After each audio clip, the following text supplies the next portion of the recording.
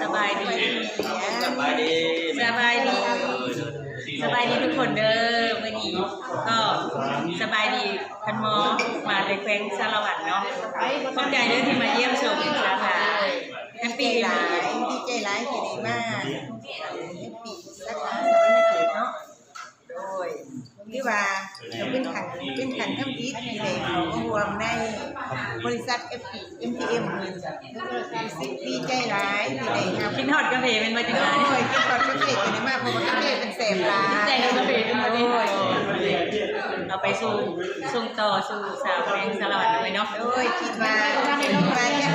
บริษัทนี้เติบโตอยู่ในเป็นกาแฟที่ว่าสมว่ากาแฟระดับโลกกินแล้วสดชื่น ดีหลายอย่างกินทุกวันดีทุกวันกินระยะยาวดีต่อระยะยาวต่อสุขภาพด้วยเนาะ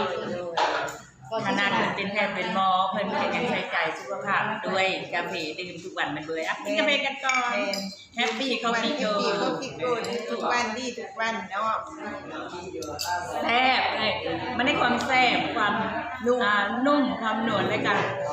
ใจยังสุดท้ายในสุขภาพดี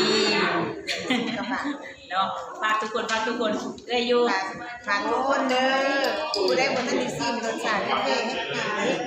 นั่นมากรสชาติกาแฟกินแล้วสุขภาพดี